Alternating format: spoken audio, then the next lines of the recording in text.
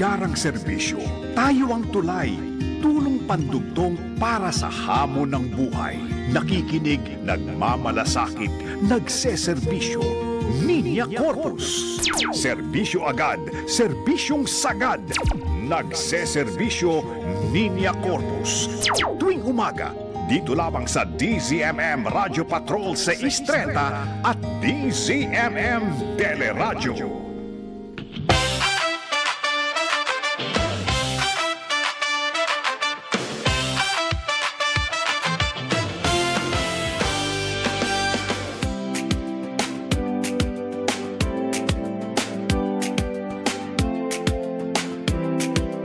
Nagseserbisyo, Linya Corpus kasama si Migs Bustos sa DZMM.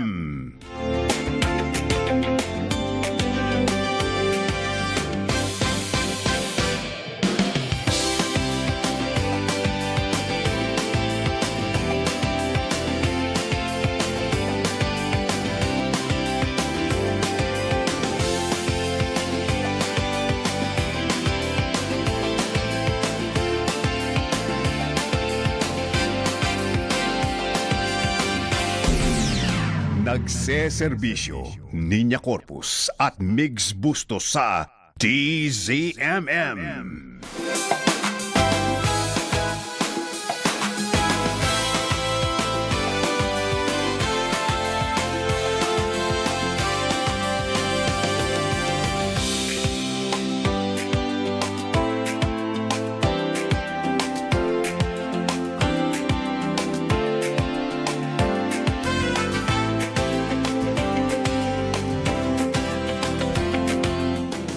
Nakikinig, nagmamalasakit, nagseserbisyo, Linya Corpus.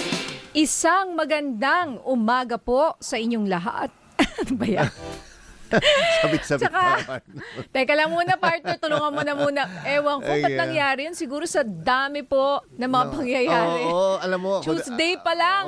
May 12, 2026. Puyat nga ako kagabi. Talaga, ako din eh. Pakilala pala muna ako. Pala si Jack Batallones.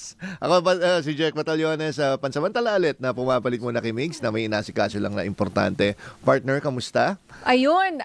Na-process guys, mo na ba? Hindi ko pa ma-process eh. Pero parang yung mga, parang pelikula kasi, ang mga pangyayari, partner Jack. Grabe. Kahapon po kami ni partner Jack ay nasa Arangkada Balita. At saka dun sa special natin sa plenary voting na natabunan bigla habang nagsasalita kami ganyan biglang kapapasok lang na balita. Nagpalit na po. Oo, di ba? I mean, talaga kahapon, ang daming nangyaring araw. Di ba? Daming nangyari kahapon, no? Doon sa isang araw lang na yan, of course, may nag-release ng video na sorry, pero flop naman. Na ano. Then, ayan, Di nagkaroon na pinapansin ng, yun. nagkaroon ng botohan sa plenaryo. Then, nagkaroon pa ng Senate coup. Then, yung warrant pa ng ICC. Biro mo, 4 yun. Di mo alam kung Nagsapawan saan talaga yung mga ka storya, lilingon sa dami ng mga pangyayari. Ano? Pero yun nga, partner, etong ang mga turn of events, exciting eh. Oo, yun nga, alam mo, napuyat ako dahil nga nagmo-monitor ako kasi yung reporters natin sa Senate, nag-overnight diba? sila doon. Sino yung Si Angela Babad yung naiwan sa loob. nag-lockdown, di ba? Ando pa ba siya So, o nakalabas dinadalan na? siya ng damit na lang niya, tsaka pagkain. Para pa siyang si Senator At Bato. si Lester naman ay nasa labas. Tapos si JM, siya yung I don't know paano siya nakalabas, pero siya din, nandun din siya sa area. Okay. Pero talagang sabi ko sa kanila nga is pag may problema, is pwede nila kaming tawagan. So, every once in a while, check my phone, baka naman may emergency at hindi ako nagising sa tawag, tinitingnan ko lagi. Pero pero ngayon nandun naman sila. Andun pa rin? Yan, nandun pa rin. You mean hindi talaga makalabas pa rin? Yung mga reporter? Si Angela, basta alam ko nag-live siya kanina sa for news break. Ang hindi ko pa na-monitor yung talaga kung yung saan yung location. Pero alam ko nandun pa rin sa loob. Pero you mean hindi siya pinapalabas? Yeah, as of last night, hindi. Hindi may mga sila pictures pa nga sila nung pinapalabas. parang Senate press eh. May Lahat pa sila. Oo, Oo. nandun sila. Kakaiba naman yan. Kakaiba yun. Oo, I mean, imagine. Dapat pala ngayon may mga baong ka na kasi baka masama ka sa mga lockdown. Hindi ko matandaan kung kailan ulit yung una nangyari ito. Pero parang wala dahil hapon nga humingi ng advice sa akin kung anong gagawin. Sabi ko, teka, never din nangyari sa akin yun na malalockdown sa isang Congress sa Congress, sa Senate. Na hindi naman siya siege, katulad doon sa Manila Pen. Hindi ibang situation siya Oo, parang pati sila nadamay, Oo, Oo, kilala naman sila. Hindi pa pwedeng pauwiin na lang para namang makauwi, makakain, Siguro makatulog, nag-iingat lang dahil nandun na nga Tapos baka biglang sumakay sa kung saan man at makalabas. Well, I would assume na gano'n. Pwede, oo. So nandun pa rin si Senator Bato? Yes, oo. Ang sabi, kanina may picture siya na parang nakapambahay. Lumabas siya sa office ni Senator Jinggoy. Mukhang dun siya nag-stay. Nakapambahay. Oo. Pero anong pambahay? Pajama? Hindi, shorts? Naka-shorts siya. Ready Biglang ba't ka may pajama dyan? Pero iba talaga yung video, no? Yung tumatakbo yung una natin pinanood sa Arangkada Balita, yung tumatakbo. Actually, yung ibang may buhay, ganun may buhay. Meron silang mga sariling buhay, may trabaho, nasa opisina. Alam mo, may mga ginagawa because life goes on. Hindi sila aware kahapon. Kaya, kunyari, mga kamag-anak ko, iba kong kaibigan na may mga ginagawa sa buhay, di ba? May trabaho Hindi naman sila nanonood ng 9 to 5 nasa opisina. No, sinabi ko, gulat na gulat sila at hindi makapaniwala. Patingin nga ng video, kaya pinost ko tuloy sa Facebook ko, tsaka sa Instagram ko at Nina Corpus po. Andun yung video na ito yung nangyari kanina. Bahala na ho kayong humusga. Kasi talagang unprecedented Imagine yung senator, hinabol mo sa loob. Tsaka nabalita na tayo sa ibang bansa na gano'n. Hindi magandang image yun. Kung sisikat ka na rin lang sa ganong klaseng paraan pa. Tsaka, bakit biglang lumitaw yung timing nung paglitaw ni Senator Bato? Parang para ba bumoto doon sa bagong liderato? Kahit sabihin nilang hindi? Oo. At yun po sabi nga, ang tagal mong absent, pagpasok mo, ikaw pagalit. Ikaw pagalit at Tapos ngayon, so paano yun? Nandun po siya sa loob. So syempre, may kuryente yun, may everything, di ba? So para siyang nag-hotel sa loob ng Senado ngayon. Di ba hotel? Pero alam mo yun. Niya kahapon, nakikitakbo sa kanya no? I mean, di ko na malaman, NBI ba yun o staff? Hindi, pero kasabay niyang tumatakbo Pero I mean, ang dami nila. Hindi naman sila lahat may warrant. Ang may warrant lang naman ay si Senator Bato. Syempre, boss nila pero tumatakbo sila. Kaya parang, baka may tumakbo, nakitakbo ka. Nakitakbo na rin, nagpanik ka na rin. Nakita mo yung mga walang kamalay-malay, yung pagbukas ng pinto, bakit may di ba yung mga ibang staff na pagbukas ng pinto, may tumatakbo. Pero maganda partner yun, di ba yung na-interview mo kahapon si Attorney Cayosa? Na sinabi na pwedeng hulihin pag more than 6 years ang punishment. Tama ba, partner? Yun ang sabi niya. Iba-iba kasi ang interpretasyon na partner, pero yun nga si Attorney Cayosa, na dating IBP President, Integrated Bar of the Philippines, sabi niya, pag mga ganong kaso na ang punishment ay more than 6 years in prison, in the case of Senator Bato, more than 6 years kasi crimes against humanity, murder, etc., 'di ba?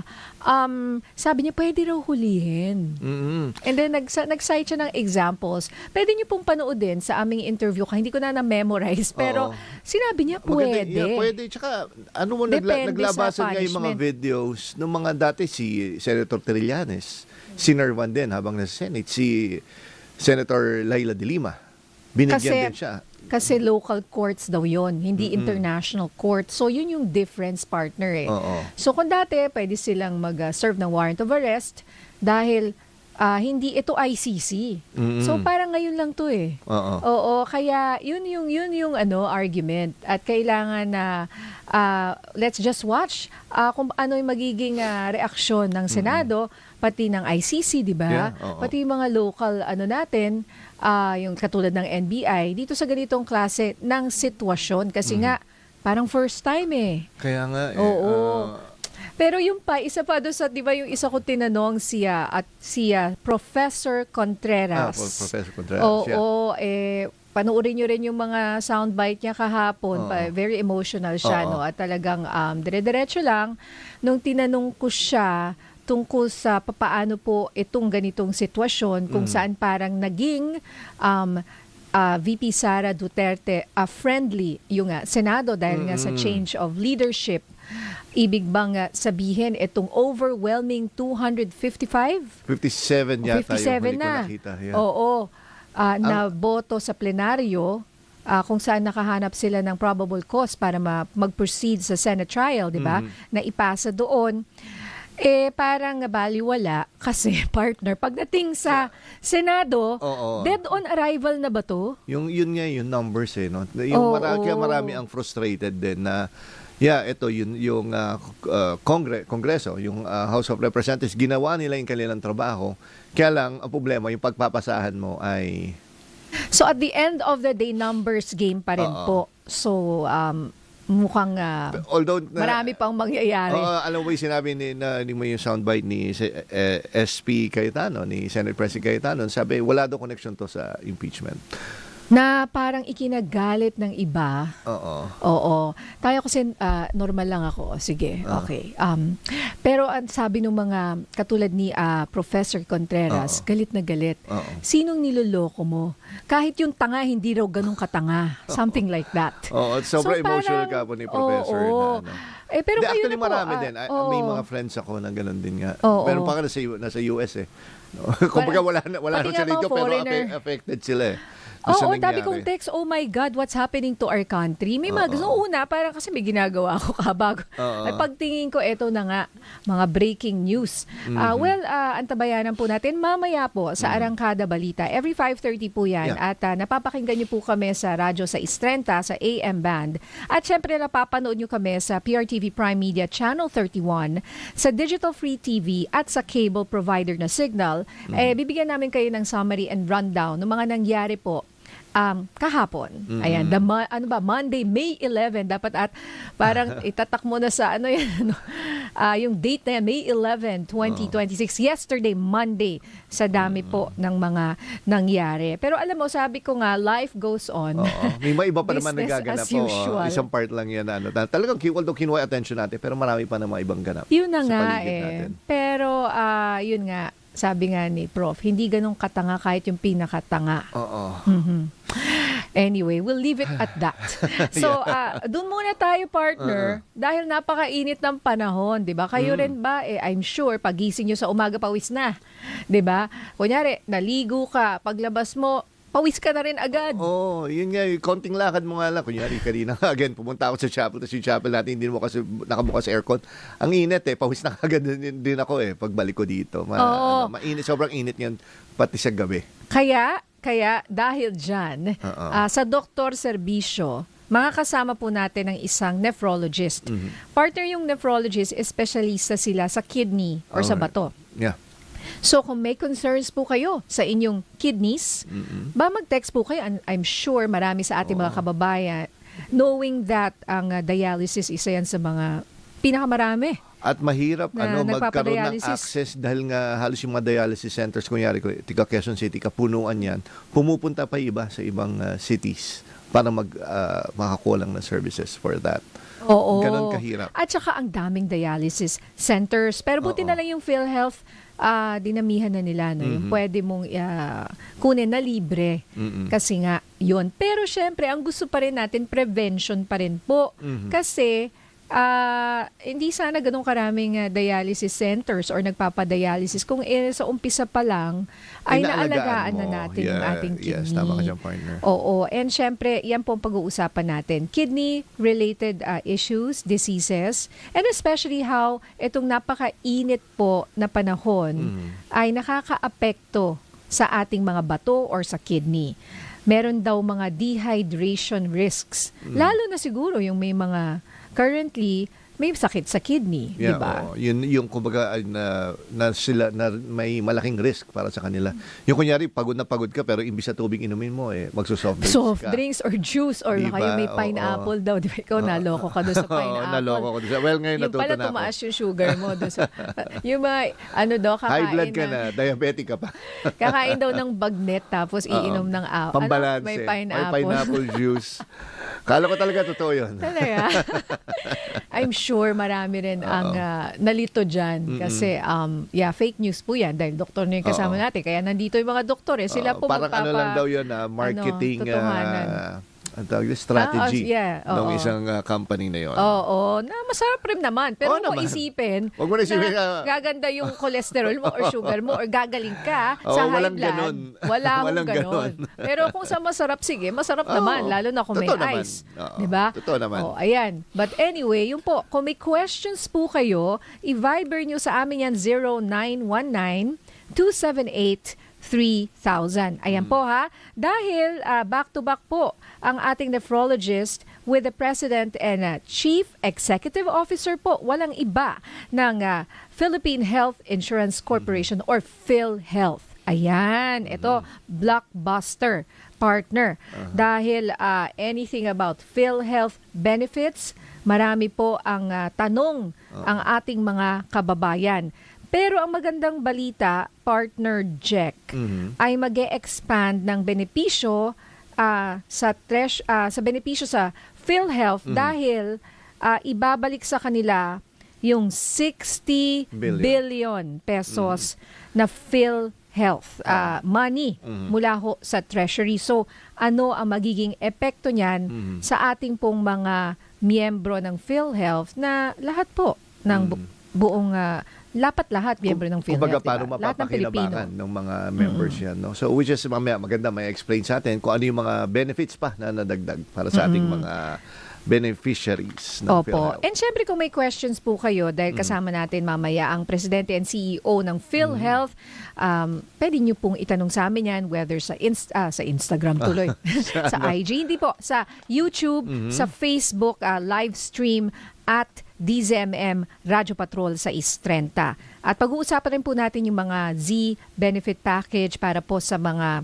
sakit na malala. Yun, like cancer. Ayan. At syempre, baka may update rin po siya tungkol sa mga dialysis. Yeah, sa mga kung ilan ba kidney yung transplant available partner. Yun nga, di ba? Oo, Tsaka yun nga, mataas yung na mga yan dialysis centers nga, yun, di ba sinabi ko na dagdagan nga ng mga may libre na gano'n. Pero yun nga, yung accessibility, kung nasa within in-city ba yan or baka mapupunta ka rin sa ibang lugar. Alright. Maraming salamat po ha mga kaserbisyo, mga kapamilya sa inyong pagsubaybay at manatili po kayong nakasubaybay at hintayin po namin yung mga messages po ninyo at questions para sa ating mga eksperto ngayong araw na ito.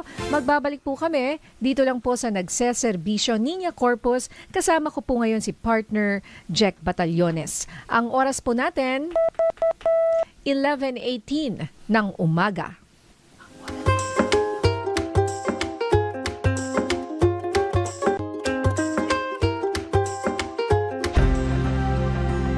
Magbabalik ang Nagseserbisyo Niña Corpus sa DZMM Radyo Patrol sa Istrenta.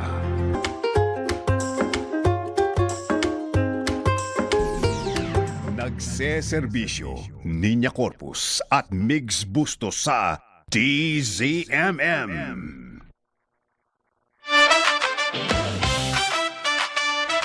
Para sa masiglakas na araw, katuwang ng DZMM, ang Gardenia sa paghahatid ng serbisyo publiko. Salamat sa pagbabahagi ng masarap at masustansyang tinapay para sa ating mga kapamilya. Gusto mong gumaling? Gusto mong gumaling? Sundin ang payo ni Dr. Serbisyo. Kasama po natin ngayong umaga ang ating Dr. Serbisyo, walang iba, kundi si Dr. Kiara Padua Alimurong or Doc Kiara. Magandang umaga sa inyo, Doc. Hi, good morning. Good morning, everyone. Morning Yes. Okay, sabi ko nga kanina si Doc Kiara po ay isang nephrologist. Yes. Oo, at ang kanyang specialization ay ang inyong mga bato or kidney. Ngayon, Doc, siguro tanong ko lang, ito bang ganitong kainit na panahon, paano ito nakakaapekto sa ating mga bato, lalo na yung meron ng mga pre-existing condition. Pero Doc, bago nyo muna yan sagutin, kumuha muna tayo ng report mula sa Senado, hatid ni Radyo Patrol, Robert Mano. Robert? Yun yan, nagbibigay ng pahayag si Senator Ronald Bato de la Rosa. Pakinggan natin. Kaya ako na lang siya kung yan ang gusto niya sa buhay niya, napapil. Okay, Sinunod daw niya yung hamon mo, sir. Oh, Para ikaw daw naghamon daw noon dati. oo. Sige lang. Sir, worth it po ba yung paglabas ninyo kahapon? Kasi yung the past 6 months, kalmado kayo, walang naghahanap sa inyo, walang naghahabol sa inyo. Pero kahapon, isang araw lang kayo lumabas. Pero yung habulan, yung pressure, yung stress po sa inyo. Everything happens for a reason. Everything happens for a reason. At mga desisyon niya ni Lord. Lahat na pangyayari sa ating buhay, siya nag-decide yan. Siya nag-design. So whatever happens to my life, after serving this country faithfully, since second lieutenant ako, yung buhay ko palagi nasa danger sa aking tutupad ng aking tungkulin. I serve this country faithfully. Tapos, pagkatapos ngayon, ganito mangyari sa akin. So if it is the faith given by God, I'm going to accept it. Basta si Lord ang masusunod. So, ubayan natin kay Lord yung lahat na ito. But you will not surrender. Ha? Hindi po kayo isusurrender. Kasi absent. I only recognize Philippine courts, not the foreign courts. Ayaw niyo pa ulit yung former President Duterte. Ayaw niyo pa ulit. Sana naman. Not for President Duterte, not for me, but for every Filipino na dapat ang kanyang kapakanan ay pangalagaan ng ating gobyerno. So kung maglabas ang local court, sir, ng warrant against you, susunod kayo? Andyan na yan eh. Kung andyan yung decision ng we will cross the bridge when we get there. Ha? Sir, you have an appeal to the President? Ha? Nag-appeal kayo sa President? Yes. Lahat ng interview ko, nag-appeal ko sa kanya, Mr. President, sir, alam ko wala kang personal na galit sa akin. Alam ko yan. Wala kang personal na galit sa akin. So sana naman, bilang ama ng ating bansa, alagaan mo yung iyong mga anak. Kami sa iyong mga anak. Alagaan mo lahat ng Pilipino. Sana, the role of the government is to take care of its people. Sana alagaan mo kami. Huwag mo kami ibigay doon sa mga dayuhan. Yun lang ang pag-iusap ko sa kanya. As I've said, hindi lang para sa akin, kundi sa lahat ng Pilipino. Huwag niyo po ipagkanulo ang inyong kapwa Pilipino sa mga banyaga. At alam mo, sir, kung anong paghirap mo sa serbisyo. Ginawa ko lahat para sa bayan, hindi yung pang sarili ko. Hindi yung para sa sarili kong kapakanan. Hindi ako nagpayaman sa serbisyo. Nagtrabaho ko ng husto, faithfully. Sir, anong masasabi? Kaya itong appeal ko dito, Ano po? sa kanya, Ano rin siya? Lahat ng mga Pilipino na malagay sa ganitong sitwasyon. Hindi natin alam. Pagdating ng araw, ikaw rin, Mr. President, haharap sa ganitong sitwasyon. Ikaw rin, Mr. President, ang magkaproblema na ganito. Mamalaman mo. You will feel what I feel right now. Bakit kayo naiyak, sir? Ha? Bakit po kayo naiyak? Tao lang ako. Hindi ako robot. Hindi ako makina. Tao lang ako. My appeal is sincere to the President. And what do you feel, sir? Sabi mo kanina, kung nararamdaman lang ng Pangulo ang nararamdaman mo, how would you describe how you feel, sir? Very low. The lowest point of my life. Ikaw ba naman? Nagtrabaho ka ng gusto nga. I have said, yung aking servisyo talaga, yung ideals ng PMA, courage, integrity, and loyalty, sinasabuhay ko yan. Lahat ginawa ko. Tapos, ngayon, ganito mangyari sa akin? Ano pong gusto nyo gawin ng Pangulo sa akin, sir, at this point in time? Huwag niya akong ipadala sa dahil. Yun lang naman. Kahit sa court dito sa Pilipinas, pareho tayong Pilipino, Mr. President. Pareho tayong Pilipino. Kung pwede lang. Kung meron akong pananagutan, panagutan ko dito sa ating local court. Huwag doon sa Banyaga. Huwag doon. Yun lang ang appeal ko sa kanya. Natatakot ba kayo, sir? Baka bigla kayong dalhin, damputin. Tao lang naman tayo. Hindi naman tayo hindi naman tayo, kahit despite sa aking mga po pinagdaanan, the more I am humanized sa lahat ng trials at ng hardship na aking dinayan, the more na na-humanize ako.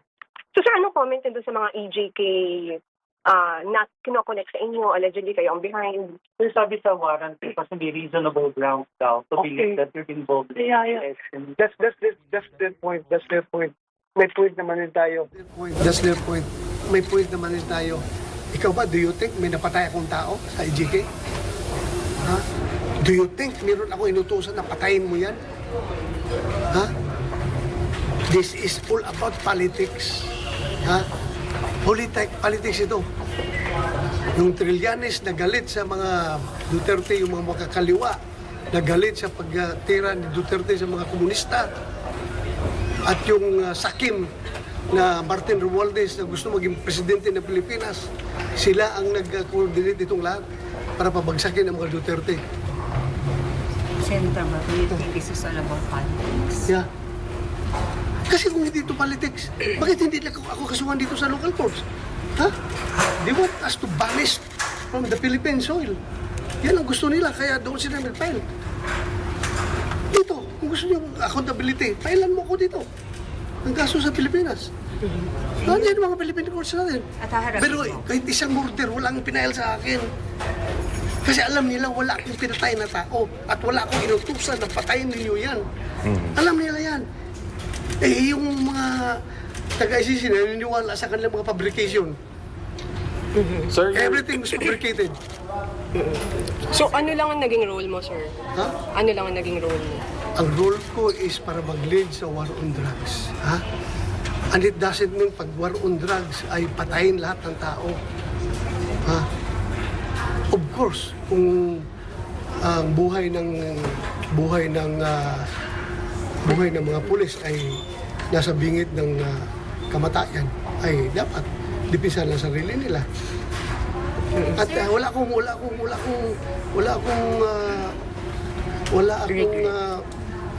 pang-abuso na hinahayaan. Kung meron man, pinapabistigahan natin. Sir, pero yung may sabina po kasi yung PNP, sir, may sabina po kasi PNP. Pupunta po ba kayo? I think May 14 po yun. Titingnan natin with the current situation, marami namang abogado natin na pwedeng ipadala. Titingnan lang natin. Sir, if ever maging local complaint yun, naharapin niyo po yun. Yung sa CIDG, sir. Kasi it's a possible complaint daw. Sinasabi ko nga sa'yo, lahat basta sa local lang, harapin natin yan. You can just imagine kung inibisigahan nila yung EJK ko noong panahon ng city director ako ng Davao, how many years ago na yun? Grabe naman pagkakalkal yan kung kinakalkal nila kung yung mga nangyayari doon sa Davao. Dapat noon pa. Kinasuhan na nila. Interview ngayon, live interview kay Senator Ronald Bato de la Rosa at kasama nga po doon sa Senado ngayon ang ating Radyo Patrol na si Robert Mano. Robert? Yes, Robert, bigyan mo nga kami. Okay, nawala sa linya ng telepono. Itong si Robert. Pero ayan nga, mukhang nag-a-appeal itong si Senator De La Rosa, pati sa presidente, na protectionan daw ang mga anak niya. So, anak lahat daw ng Pilipino. Oo. Yun ang claim niya. Oo.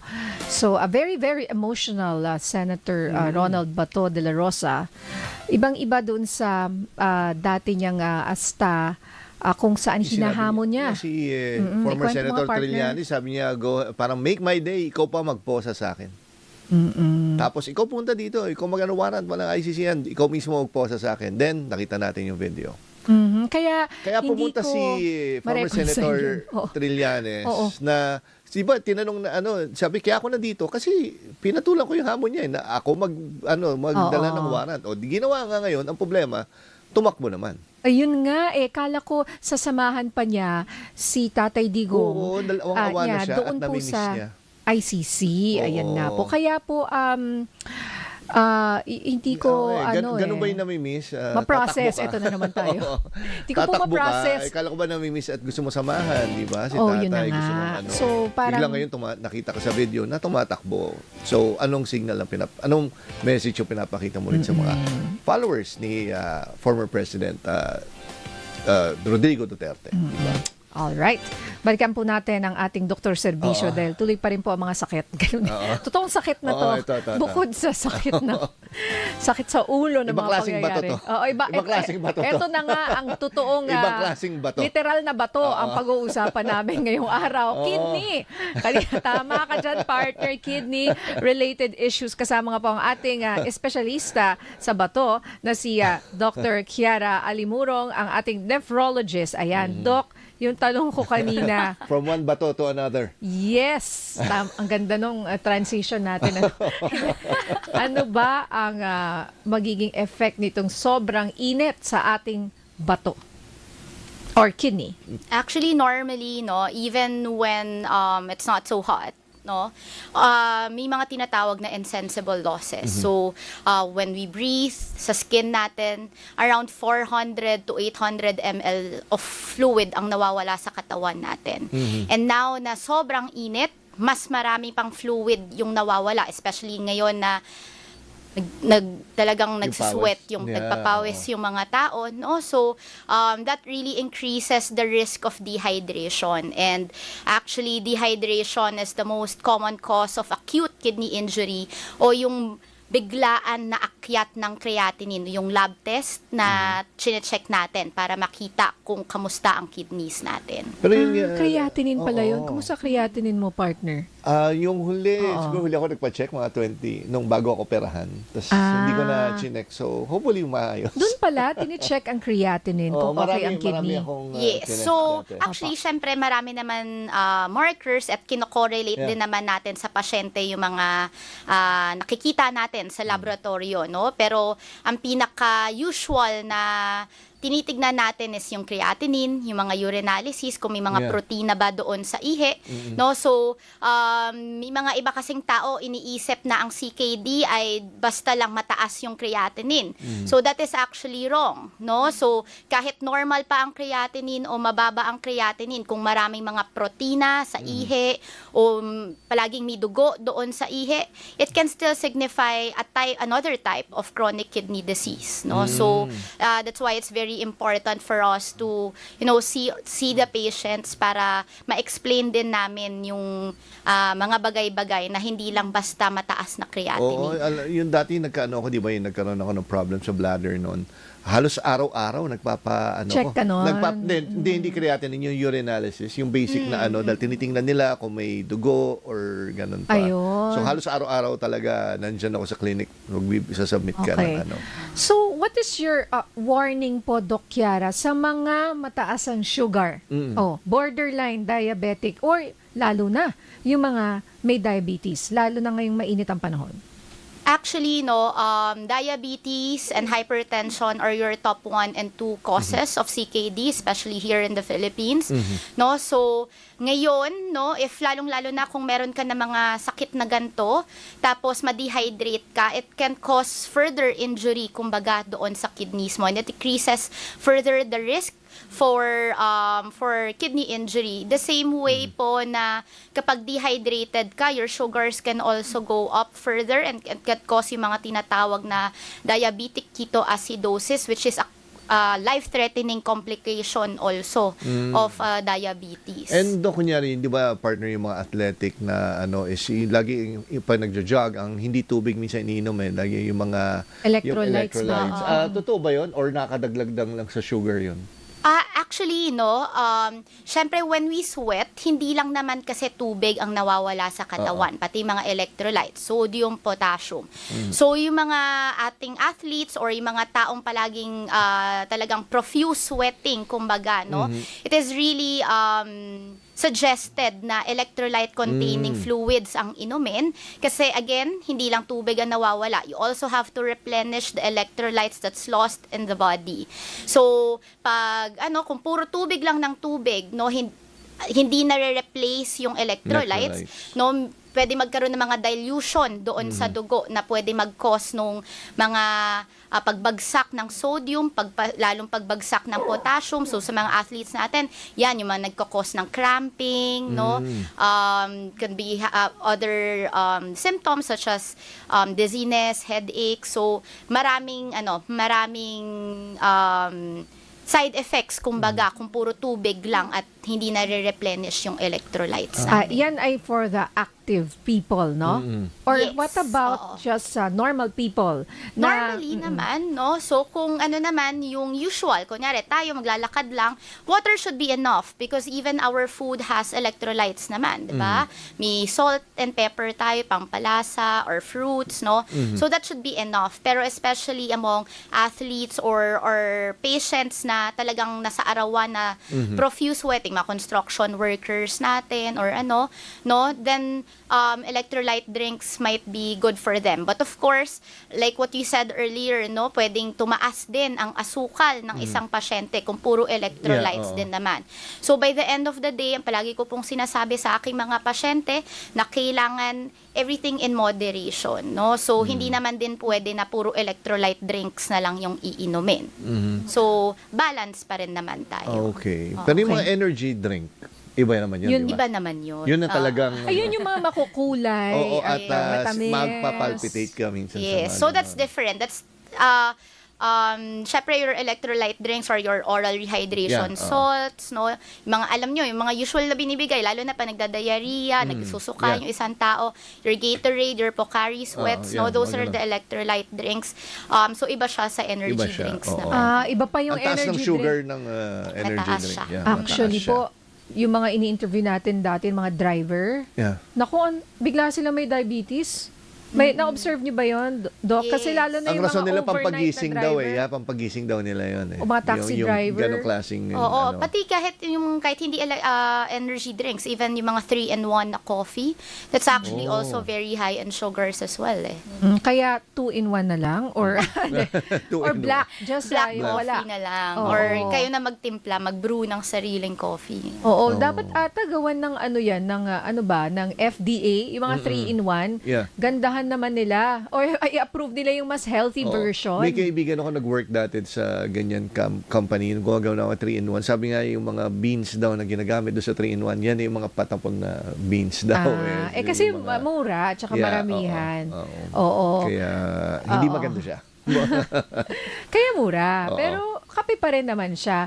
Pero siguro I would advise, tama kayo, Doc, ano? Ako kasi mahilig sa kape. Kung kaya pong kayo na lang magtimpla para kontrolado nyo yung asukal. At kung pwede, wala na lang asukal kung kaya, di ba? Yung buko juice is totoo na Ayan, buko juice. Anong pong masasabi nyo? maayos talaga yan. Syempre, buko juice is good, no? It's like your electrolyte drinks. Okay. Meron din siya mga potassium, no? But again, I always go back to my dictum of everything in moda. No, so for example, for potassium, it's related to the muscles, no? Your muscles, your heart is also a muscle. So if kunyari yung mga palagi kong example sa aking mga pasyente, yung lethal injection. Ano ba ang ginagamit for lethal injection? It's actually high dose potassium. So, if you actually keep drinking buko juice lang, for example, no? Tapos hindi ka nga nakakaihi na. No? It's like you're inducing yourself to lethal injection. Diba? So, that's how I explain it to my patients. So again, hindi ko naman din pinagbabawal ang hindi naman buko sinasabing juice, bawal. no? Kasi araw-araw. Pero wag lang naman din sobra-sobra. Araw-araw. Oo. Okay. O na hindi ka na uminom ng tubig at yun na yun talaga, So parang no? isa na naman itong pineapple juice na... Ito na naman yung pineapple juice natin, ano? Okay, buko juice din ay Okay. medyo hindi natin yan. Ito na lang to end our sayang no Dr. Servisyo segment no si Jacqueline Timbol, how to best care daw in her case polycystic kidneys. What are the food to avoid? Also maybe in general ano sa mga concern sa kanilang kalusugan, especially their kidneys. Okay. So, ang polycystic kidney disease ay isang genetic condition, no? So, actually, wala naman talaga tayong treatment pa talaga sa polycystic. Pero ang ating main goal of treatment sa polycystic is BP control. No? Usually, we want it around 110s lang. So, medyo mas mababa pa talaga than less than 120 para hindi tuloy-tuloy na lumalaki yung kidney cyst. But generally, no, even in patients without polycystic kidney disease, a low-salt diet is advised. No? So, hindi ko naman din ulit sinasabi na bawal magtimpla, na kailangan bland yung pagkain. Your usual salt and pepper are still very good, no? You still need your salt in your body kasi nga, it also controls the blood pressure in your body. Pero syempre, iwasan na yung mga sausawan, chips, processed foods na salt ang ginagamit pang preserve, diba? Yeah. So, ano lang, again, in moderation. Yung mga chips pala na yan, ano? Delikado Sarap pa pala din, nakaka-addict oo. tsaka yung Oo. mga sausawan. Para tuloy hindi ka na mag-enjoy sa buhay, ang daming bawal. Hindi, paminsan, pwede no. In moderation nga, wag mo ubusin yung isa malaki. Ito partner, babasahin ko lang. Galing kay Ariel. Good morning. I am diabetic. My CREA is 1.63. Sorry, ano itong measurement? mg over Milligrams. dl. Yeah, oo. Am I at risk to undergo dialysis? 1.63. Well, it also depends kasi with his age. So, I would have to compute it. Okay. And also, if maraming protina doon sa ihi. Because the higher the proteins there is in the urine, the higher the risk for progression for chronic kidney disease. So, definitely, like what I heard a while ago, prevention is better than cure. So, ngayon, no, you won't really, pag CKD, you won't expect that your creatinine will go back to normal. But our goals of treatment is to slow down the progression of the CKD. So ngayon na 1.6 pa lang, no? Hindi pa gano'n, medyo mataas na pero hindi pa naman gano'n kataas. Pumunta na siya sa isang nephrologist para matulungan na mapabagal natin yung akyat ng creatinine para maiwasan natin ang dialysis in the future. All right. Nako, Doc, maraming salamat for your time and for giving us advice. Yan po ang ating Dr. Serbisyo, walang iba kundi si Doc Kiara Padua Alimurong, ang ating nephrologist from Makati Med. Thank you so much, Doc. Thank you. Doc, salamat Thank you. po. Alright, maya-maya naman makakausap natin ang Presidente and CEO ng PhilHealth, Dr. Edwin Mercado. Magbabalik po ang nagseserbisyo Niña Corpus. Kasama ko po ngayon si partner Jack Batallones. Magbabalik ang nagseserbisyo Niña Corpus kasama si Migs Bustos.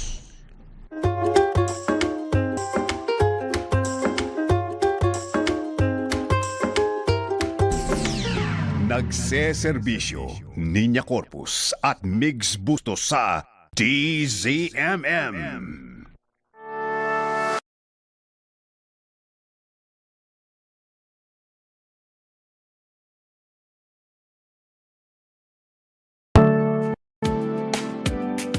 Mapalad po tayo at makakausap natin ngayong umaga, walang iba kundi ang Presidente at CEO ng PhilHealth. Good morning, Dr. Edwin Mercado. Good morning, sir.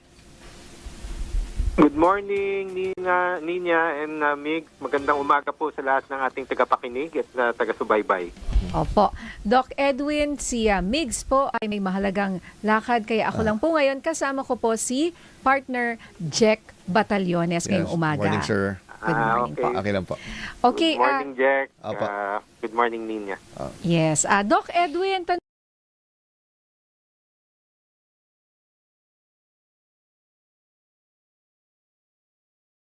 Kwentong kanto. Ganyan-ganyan na nangyari sa akin. Yabagan ng komentaryo. Bakit ikaw ang gustong banatan? Real talk. So, naman, anong tawag na corporate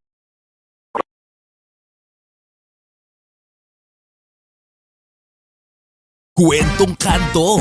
Ganyan-ganyan na nangyari sa akin. Yabagan ng komentaryo. Bakit ikaw ang gustong banatan? Real talk. Wala kang ligtas. na-roll out gaya ng yakap at gamot.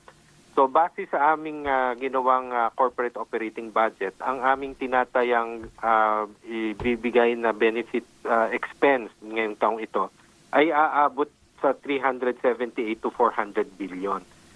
To give you a perspective, noong taong 2023, ang ating total benefit payment ay umabot lamang ng 119 billion.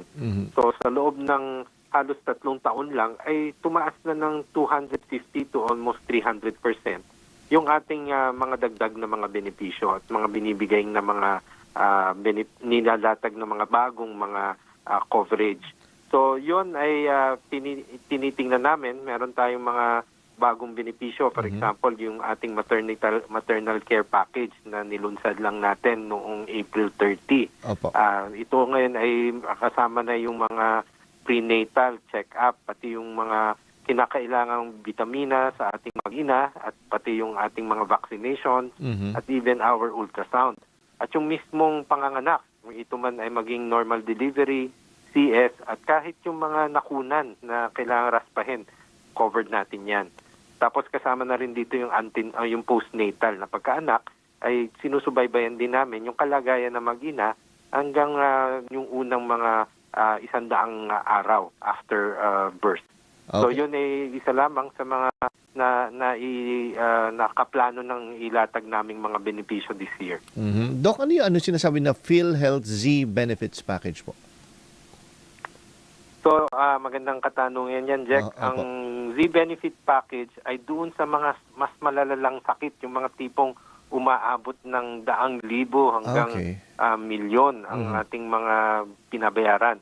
So, yung kalimitan dyan ay yung mga cancer cases na marami kasing stages, yung panguna, yung pag-confirm natin ng diagnosis doon sa mismong pag-oopera hanggang pagkatapos kung kailangan ng chemotherapy or radiotherapy. So yun yung mga kino-cover natin ng Z-Ben package. Kasama na rin yung mga kagaya ng renal transplant, yung pagpapalit ng bato ng ating mga miyembro. So sa kabuuan, meron tayong mga 26 na iba't ibang uri ng Z-Ben package.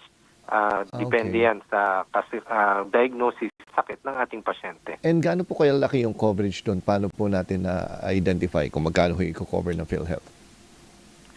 Pag ang Z-Ben ay, kasi yan ay contracted services dahil hindi naman lahat ng ating mga hospital ay may kakayanan dito sa mga very complicated na cases na yan. So, ang aming patakran ay kapag ang ating mga miyembro ay doon sa basic accommodation, ang piniling yung kanyang piniling kama, ay dapat no balance bill yan. Kasi yun ang kontrata natin at pinag-usapan namin doon sa mga provider. Pag naman pumili siya ng mga beds or accommodation beyond the ward or the basic accommodation, ang co-payment ay hanggang kung ano man yung doble nung aming kino-cover. So kung halimbawa ang coverage namin ay 100,000, ang co-pay din ay 100,000. So at least predictable kung ano yung binibigay at kung ano ang kailangan bayaran at iprepara ng ating mga pasyente. Ayun.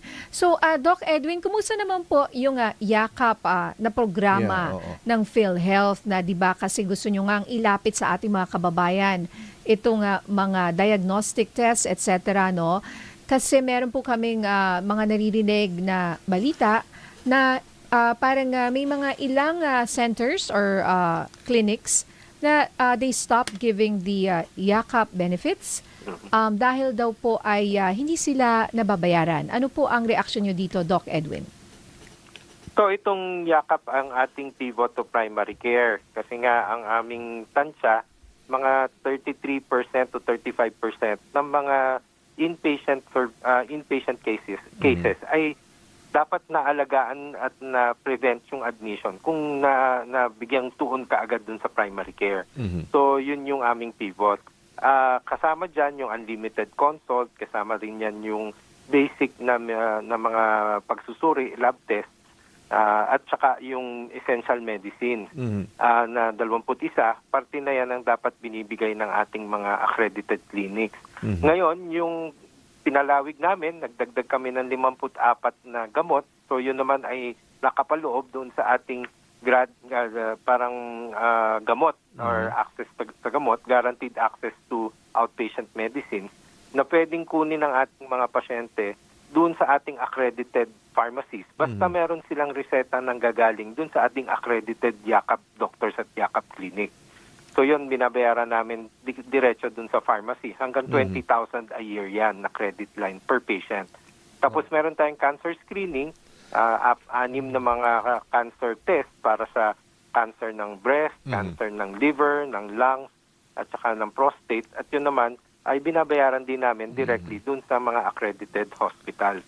Ngayon dun sa pagbabayad, meron kasing ang tawag dyan capitation Parang binayaran na namin yung kabuuan ng isang taong serbisyong binibigay sa ating mga pasyente. Hindi yan fee for service na kada encounter ng pasyente binabayaran. So yun yung mga pamamaraan ngayon na tiyakin namin na tuloy-tuloy yung serbisyo.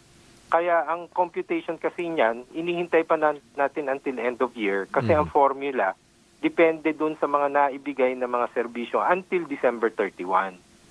Yun nga, naiipon kasi nga ang ating formula gumagalaw dahil kung cut-off ay humihingi pa minsan ng palawig na hindi pa po namin naloload yung aming data. Pwede bang extend ng another 1 month, 2 months.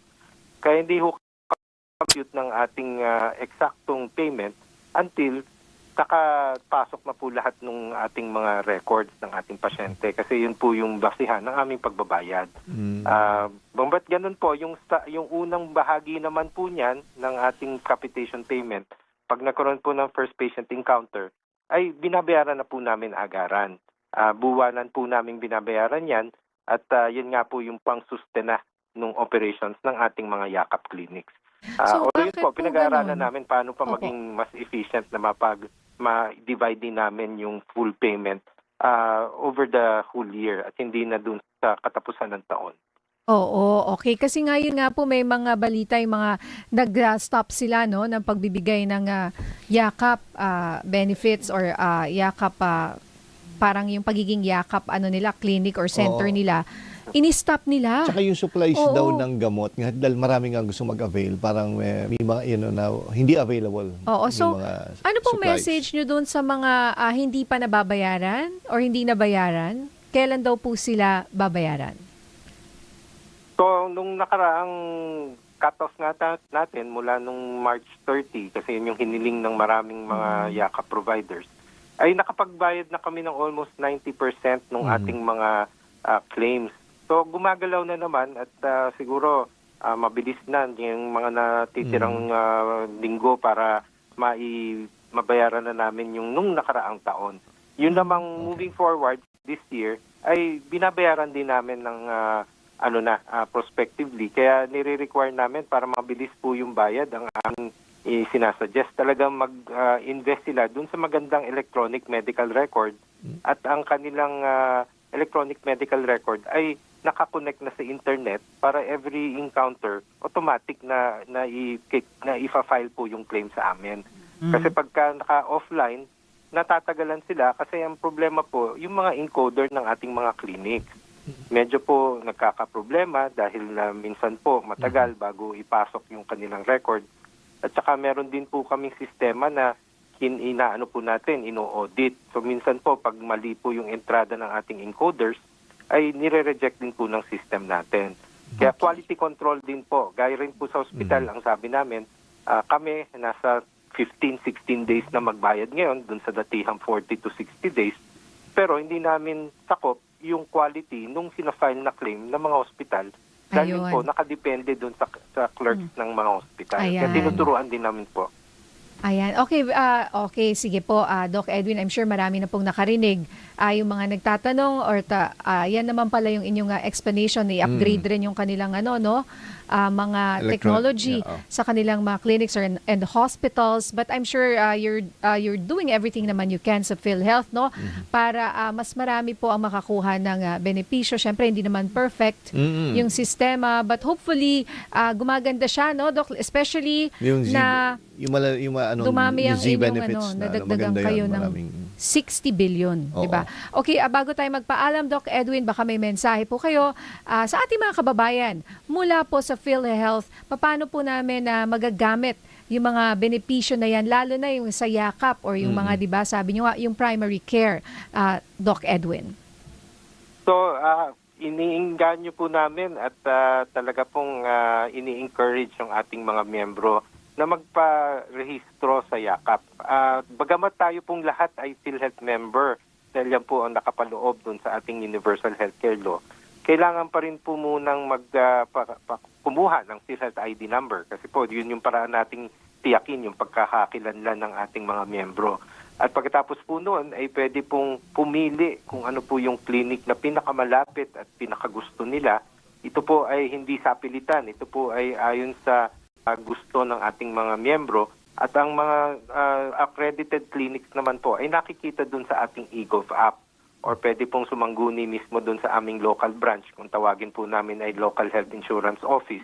At doon din po, matutulungan sila para pumili po nung kanilang provider.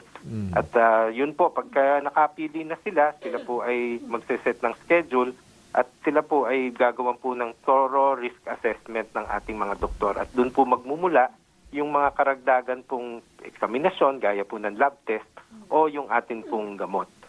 So, in-encourage ko pong sumama at mag-in-panel o pumili po ng kanilang provider. Alright. Nako, maraming salamat po, Doc Edwin Mercado. Sir Edwin, ang presidente and CEO po ng PhilHealth. Thank you, Doc. Thank you for being... Salamat niya and Jack. Thank Salamat you po. for being our kaserbisyo of the day. Mabuhay po kayo. Thank you. Ganda ng boses mo doon, partner. Paalam na tayo. May extra no? Oo, Oo nga, ganda kahit ako nagulat ako Parang gumanda ako ba bigla yun? kang huminga ka ba? May kakaiba ka bang ininom? Hindi, sige. But, Jack Batallones, partner, maraming salamat Yes, sa pagsama maraming mo sa salamat akin. again sa opportunity. See you later and mamaya, dapat natin pag-uusapan pa. I think si Attorney Dino De Leon yata kasama natin. Kasama natin ako. later. Yeah. Maraming masasabi yan si Attorney D. Yeah. Ayan ha. Maraming salamat sa mga kaserbisyo, kapamilya, mga kasama po namin ngayong umaga. Susunod na po ang headline ngayon. Kasama sina Jeffrey Hernaez and Rica Lazo. Yes, magandang hapon. Bye. See you later. Ito po si Nina Corpus, nagseserbisyo. Bye!